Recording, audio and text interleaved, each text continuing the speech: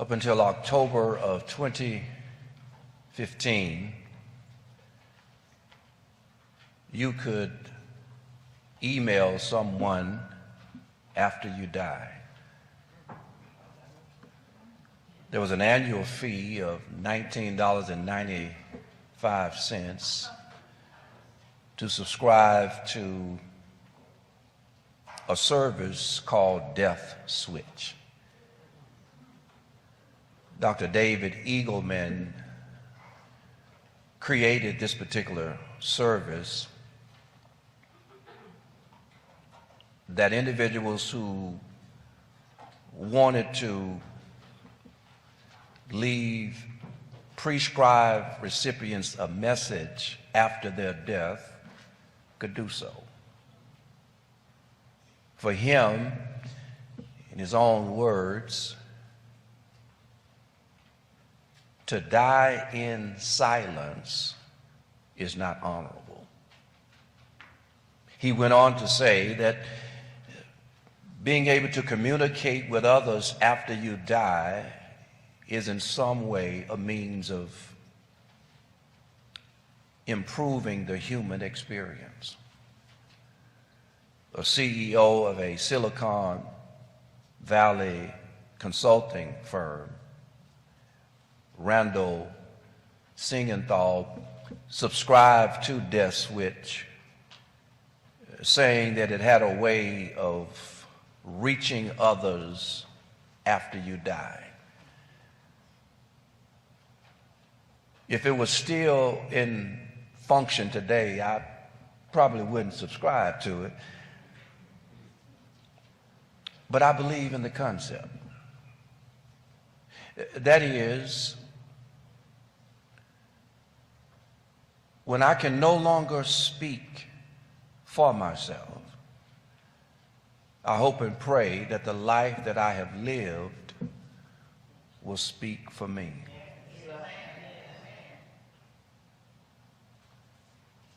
Hearing a sermon like this, you sometimes think that it's about death and dying. It's not that.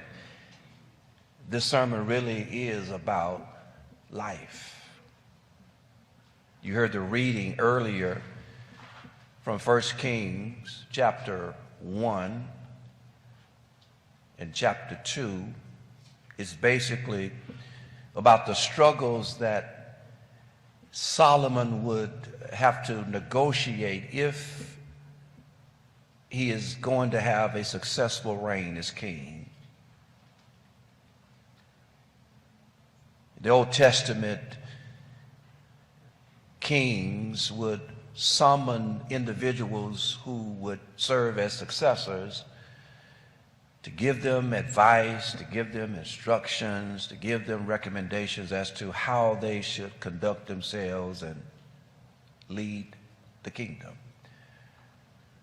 Some of you recall it was Jacob and Joshua who would share last words with their families. Joshua, as for me and my house, we will serve the Lord. Jacob would pass on instructions to his family. And then just the other day, I think it was Friday, as I was stirring the pot, so to speak, on the sermon, I typically like to add a little spice to it on Friday so you won't fall asleep. And just Friday, the lead-in from CNN posted, Biden works to cement his legacy in the final days. And that is to say, whether we realize it or not, all of us are leaving a legacy. And a legacy can be the message you write with your life. We're leaving a legacy if we do it intentionally. We're leaving a legacy if we do it unintentionally.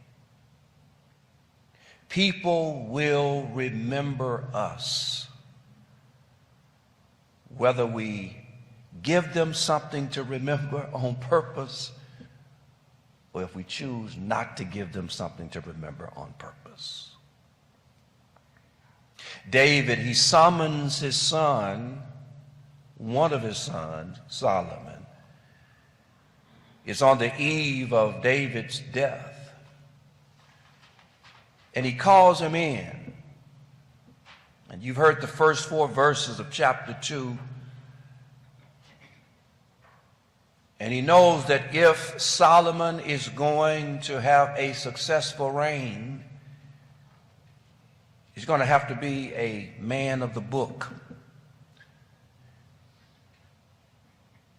And he says to Solomon, he said, consider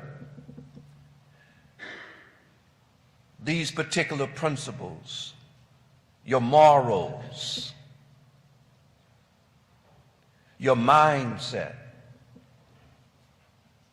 the military.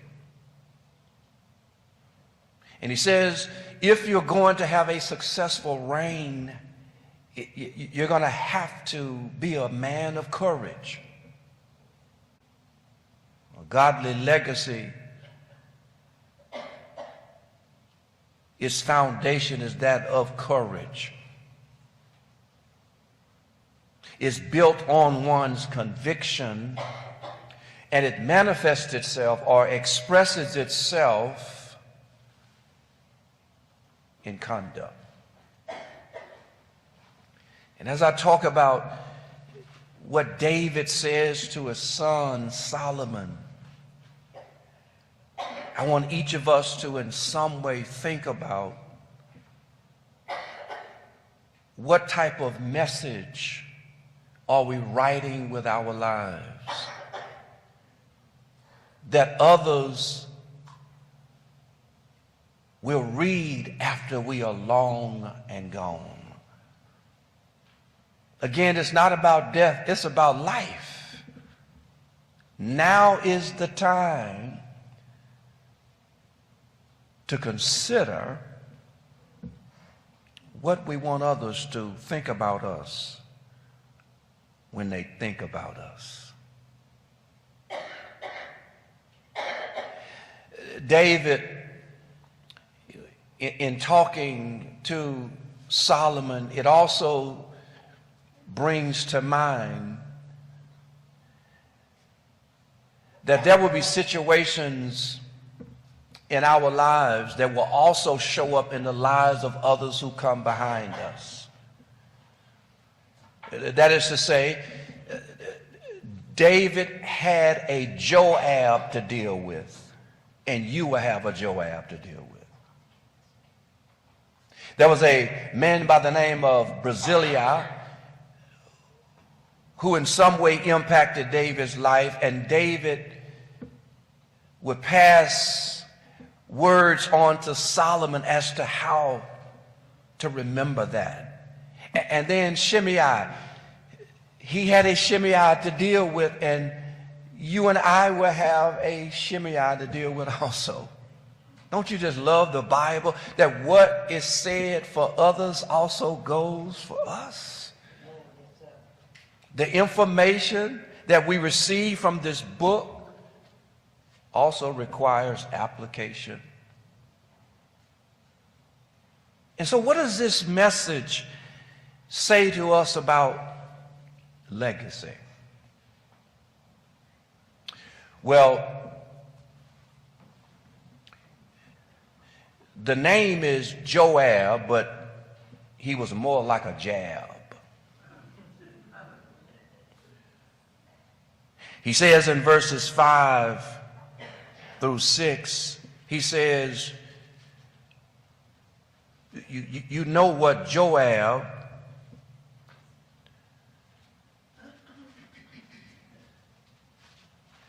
did to me.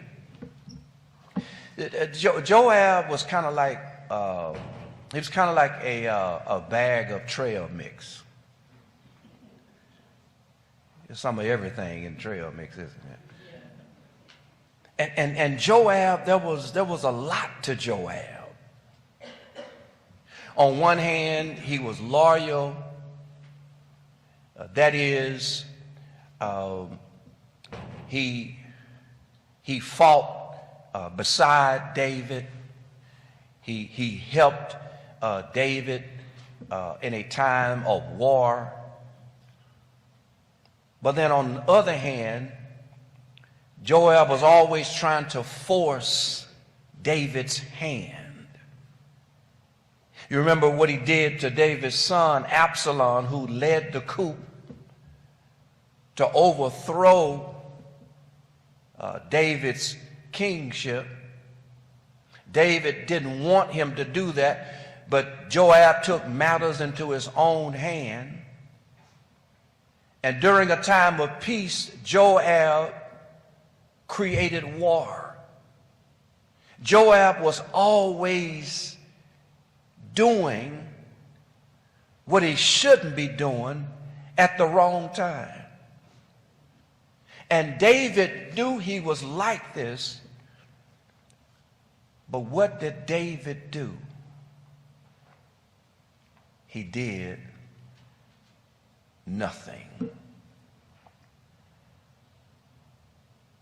And so Joab can speak of situations in life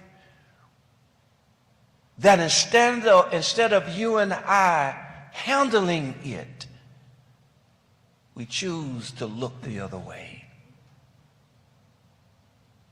But is it amazing that even when we do nothing, we're doing something? Notice what David says to Solomon. He says, now act, verse 6,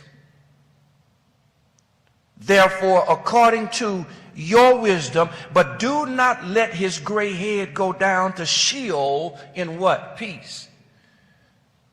Now it happened on David's watch, but David chose to not do anything about it. And so now it's left to Solomon to handle it. And you know what that says to us? You know what that says to us? In some ways, we show people how to deal with things so they can learn from us. But in another way, when we don't deal with things, we're also showing them how not to be like us. It takes courage to be honest and transparent in terms of, in this area, I did a pretty good job. But in that area, I dropped the ball. In some ways, we say, yeah, do it like me. But in other ways, you and I might have to say, don't do it the way I did it. And so, how do we handle the Joabs? Those types of situations that take place in our lives, in our lifetime. How do we respond? And remember, no response is a response.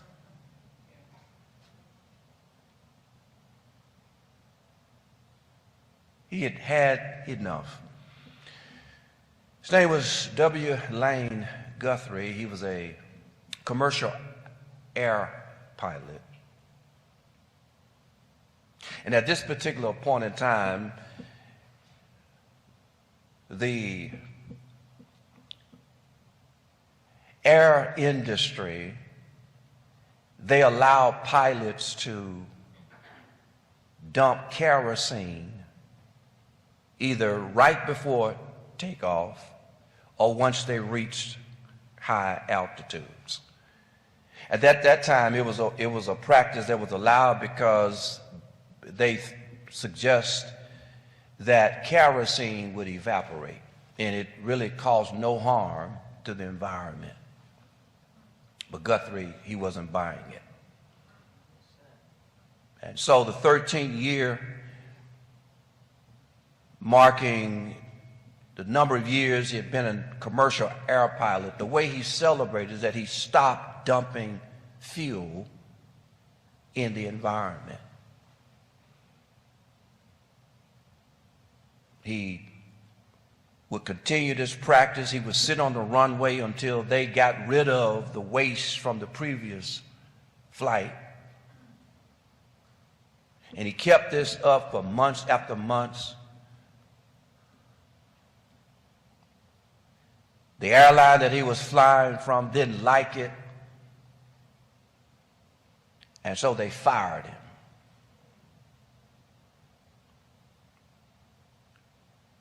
But something happened. When other pilots found out what he was doing, they started doing it. The airline rehired him, gave him back pay, and it ceased to be okay to dump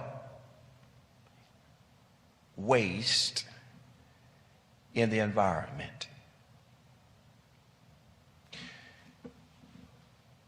You and I are not trying to force anybody to be like us, but you never know who's watching how you do things and will pick up in doing them the same way. Here's a reason why David says, act, he says, according to your wisdom. And the message there is that as it relates to handling the Joabs of our lives, of the experiences, is do the best that you can while you can. God has never called us to be perfect because we're not perfect. But God does, in fact, want us to do the very best we can while we have the time.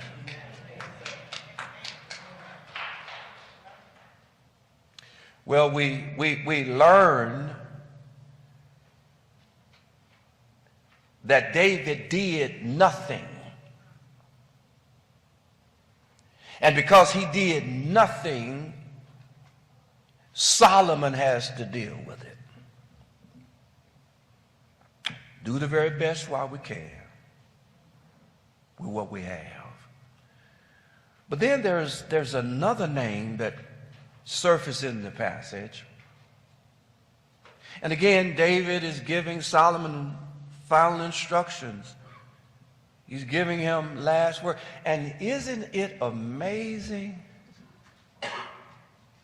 that our last words might be our last words?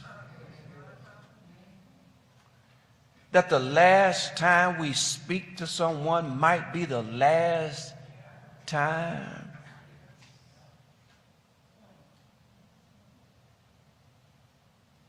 And so David is speaking last words, final instructions.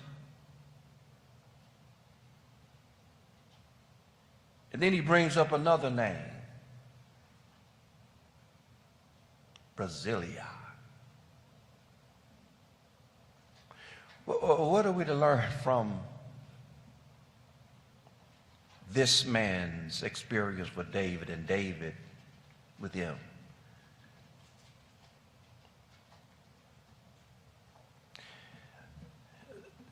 Dr. Tony Evans was trying to teach his oldest son about why he should practice the principle of generosity to God.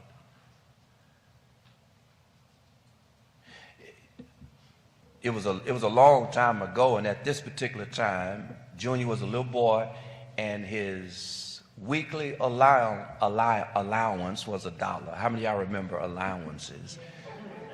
And it was $1. It was a long time ago. And his son, Anthony Jr., was having a great difficulty trying to understand why should he give to a God who has everything?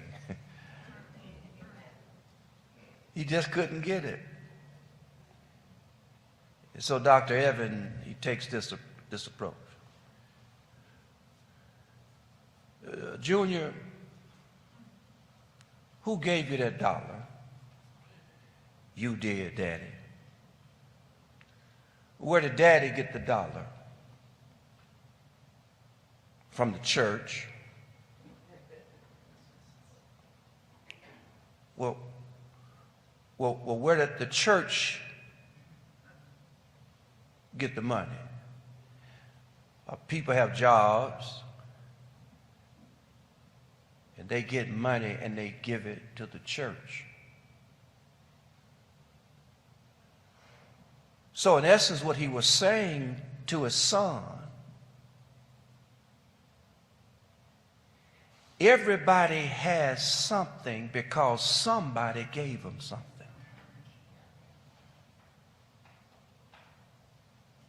And so this man, Brasilia, David says to his son Solomon, you got to handle Joab, but you want to bless Brasilia. And that is, don't forget, at some point in your life, God used somebody to bless you. And now it's your turn to be the somebody that God wants to use to bless somebody else. And here he is teaching the importance of you and I developing a grateful heart to God. Because when you have a grateful heart, it motivates you to be generous with what's in your hands.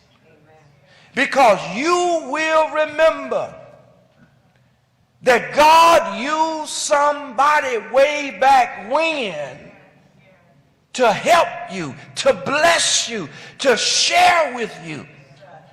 And since somebody helped you, you now have the responsibility to be the somebody to help somebody else.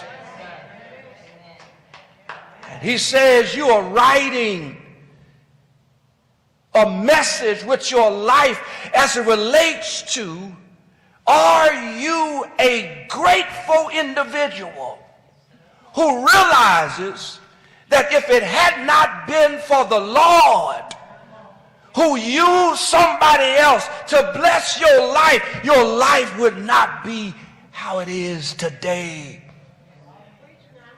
You pick up with chapter 7. He says, but be loyal with the sons of Brasilia. David was in a season of his life where he lacked. He was on the run from his son Absalom, who was part of that coup that would remove him from the kingship. And he was on the run, and it was Brasilia who would give him food, and not only him food, but the soldiers food, and gave them shelter and other household goods. When they could not help themselves, he helped them. When they had nobody to look out for them, he looked out for them. And then here is a strange twist to the story. David offered Brasilia an opportunity to return with him, I should say, to Jerusalem. But Brasilia refused, and he declined the offer. But what he said was, remember my offsprings. Remember my children. And so David remembered when he was down and out, who gave him a hand up. When he didn't have anything, who put food in his mouth and who gave him a place to lodge. David remembered. So he says, now bless his children. You never know. You never know what the people who are important to you will need when you can't do anything about it. But if you help someone along the way, we serve a God that if you do right by others, if you do what you can to help somebody instead of being tight and stingy, God will bless your seed. I was young, but now I'm old, but I've never seen the righteous forsaken nor his seed begging. Read. So see, now why you and I got a little something, we ought to do something with the something that we have. We ought to invest it and use it for kingdom building, so that just like our lives were changed by someone else's generosity, our generosity will change somebody else's life. And we might be dead and gone, but our lives will speak from the grave. So he says, remember him. And in essence, what he is saying, you didn't pull yourself up by your own bootstraps. You're not a self-made man. You're not a self-made woman. Somebody helped you along the way. You didn't do it by yourself. You weren't smart enough. You weren't trained enough. You wasn't good enough. It wasn't your networking skills that got you to where you are. God had mercy and God had grace, and he pointed somebody out to you, and he whispered from heaven in somebody's ear and said, there's my servant, help him, help her. Strangers will help you, and they have no idea why they're helping you. God is just that way. I wish I had some help in you. God will watch over you. God will bless you, but you never know from whose hands it's coming from. So be careful with living a life like this. Be careful living a life like this. Can't nothing get in and can't nothing get out. You never know what you're going to need or what the people who matter to you are going to need. So you ought to live a life with both hands open. Easy come, easy go. But Joab, certain situations you got to deal with. And God is not asking you to be like somebody else. He is just saying, here's an opportunity for you to do the best you can under the circumstances. But remember, even if you do nothing, you're doing something. So why not do something while you can? Joab. Certain situations we got to handle. But then, Shimei, be a blessing because somebody was a blessing to you. And he said, we're writing a message. It's a message. Do people know us as being generous people? Giving people. People who will help. People who don't mind sharing. Oh, we like canned goods. We can all the good we have.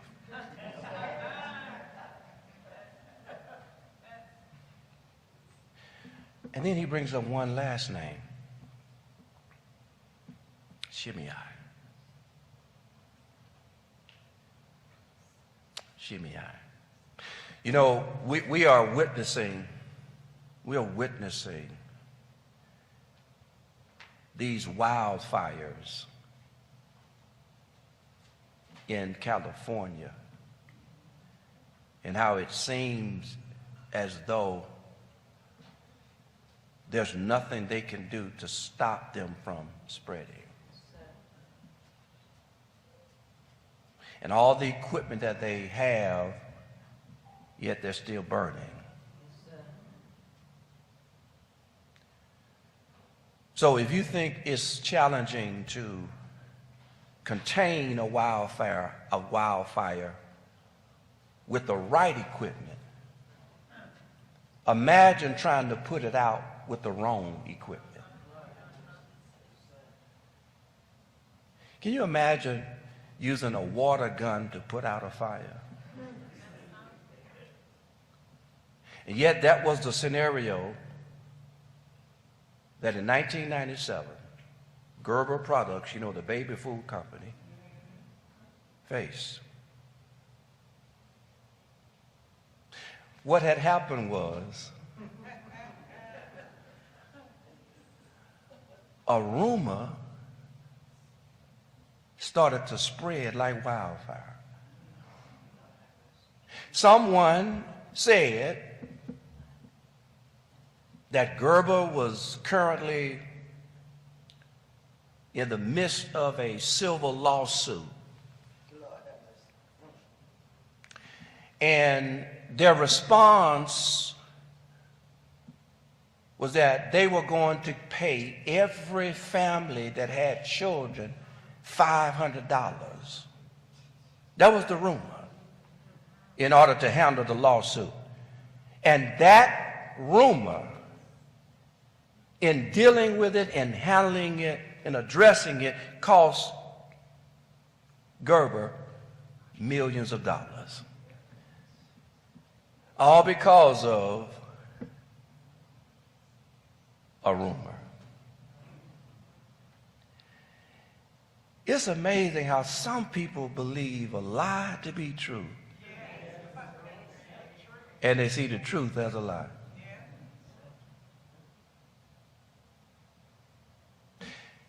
Shimei would inflict pain on David, and he used his tongue to do it. It says in verses 8 and following, there's also with you Shimei, who cursed me with a grievous curse on the day when I went to Mahanaim. Of course, we know what the Old Testament says about the power of the tongue. What, life and what? Come on, we dealt with this in Bible stuff. What you say matters. And oops, my bad, won't take it back. I didn't mean to say it like that. Won't take it back. Once it goes out, it's going to do its damage. So we have to be careful with what comes out of our mouths. And he spoke against him, inflicted pain on David. And so David says, I know he put his mouth on me. I know what he said about me. But he says, but when he came down to meet me at the Jordan, I said to him by the Lord, I will not put you to death with the sword.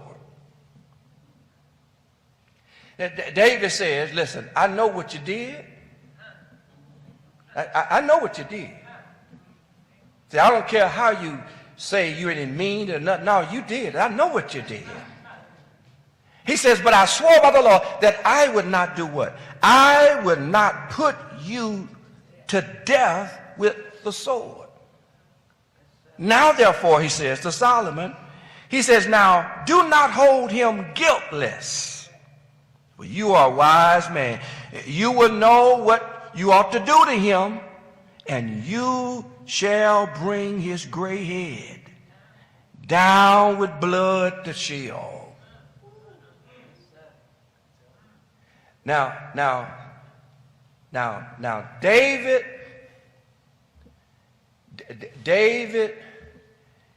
David says he forgave him, but he didn't forget. Here is this danger about lingering anger. You know, if we're not careful, we can upload what happened 20 years ago because it's still in our hearts. We can remember what they did to us. We can remember what they said about us. We can remember how they were in cahoots. We can remember, their hands are behind their back, but I know they were throwing rocks before.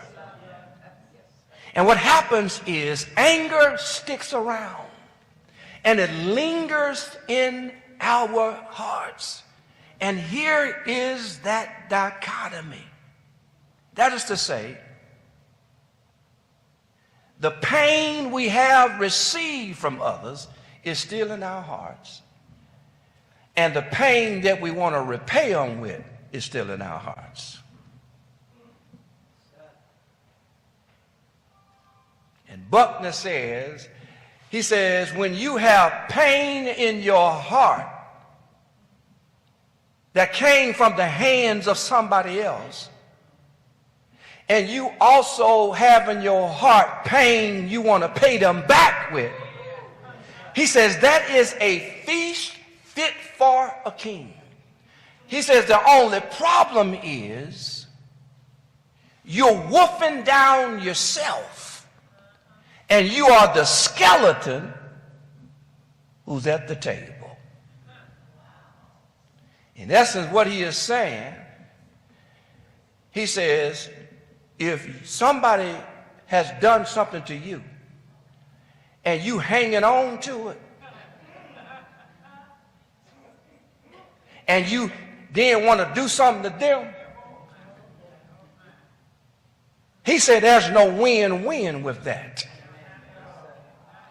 He says either you're going to release them and put them in the hands of God, or are you going to take matters into your own hand, and now there will be blood on your hands?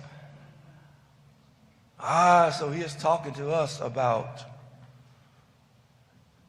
letting it go. He is talking to us about what are you doing with the pain that somebody else inflicted on your life. What are you doing with it, he says. Now, David says, I didn't do anything to him, but don't you let him get away. There was no blood on my hands, but it can be blood on your hands.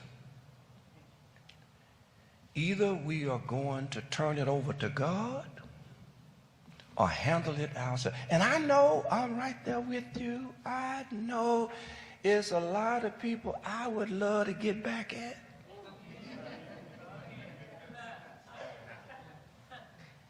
It's just us here today. It's some people I'd love to pay back. I still remember what they did. I remember. But I like to sleep at night. I don't want God to think twice about forgiving me. And I don't want to judge anybody because I don't want to be judged. And so it is our goal to turn it over to God, to let God really fight our battles. Put them in his hands. I ain't never seen nobody repay like God. I've never seen anybody fight like God. That's what he says. Vengeance is mine, said the Lord. The battle is not yours, he says. It is what? It's mine, he says. And so what type of legacy are we writing? What type of message are we writing in our lives? There are certain situations you've got to deal with. Even if you choose not to deal with them, you're dealing with them. Do the very best you can while you can. Let it be said of you that you are a grateful individual. You know where your blessings come from. And you can't help but be generous because God has been generous to you.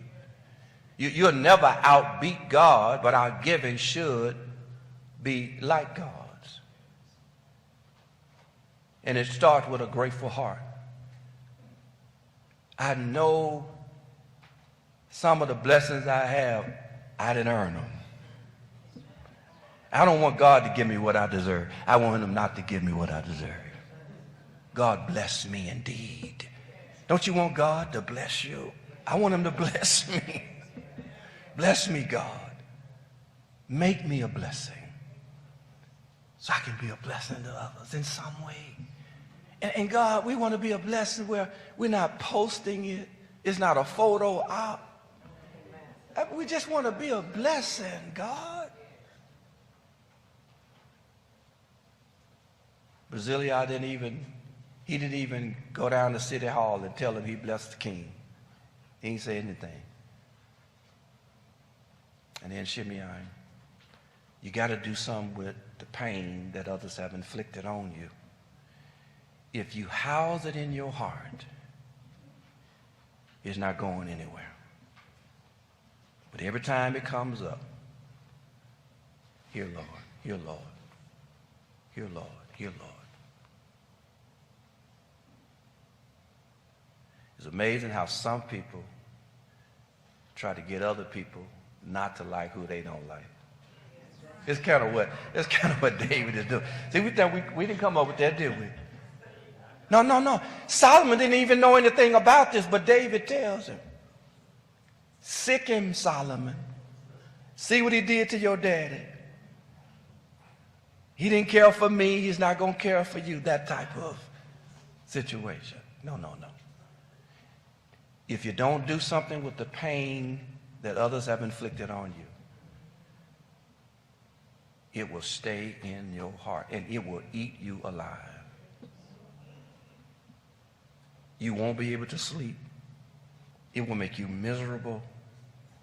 It will affect your diet. It will affect your thought processes. It will affect your soul. God teaches us how to forgive. And when we forgive, we're not letting anybody off the hook. We're freeing ourselves. Can Rick Warren change the world? That was the question that was asked by Fox News in an interview August 2006. In fact, it was the title of the interview, Can Rick Warren Change the World? In that interview, they was talking about the church he was leading, the phenomenal Saddleback Church in California. At that time, it boasted over 20,000 people actively engaged in weekend worship services and weekly classes. Talked about that #1 bestseller, stayed at the top, purpose-driven church. Then he would go from there, purpose-driven life. Talked about how he stepped beyond the norm. He pushed the envelope. He took a leap in terms of galvanizing a global network of leaders and churches who were willing to take the risk to think outside the box such that they could revitalize the way the world deals with the Big Five. The Big Five, under his estimation, was the world's 5 biggest problems.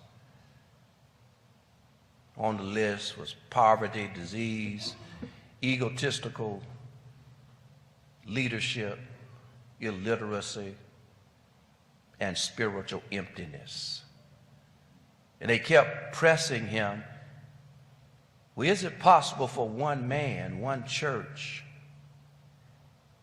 one nation to tackle the world's problems. Is it possible? And Rick Warren, he never backed away from it. He didn't shy away from it. And so they kept asking and poking and prodding. And then it gets to that point in the interview. Any last words? And Rick Warren says, I want these words on my tombstone. At least he tried.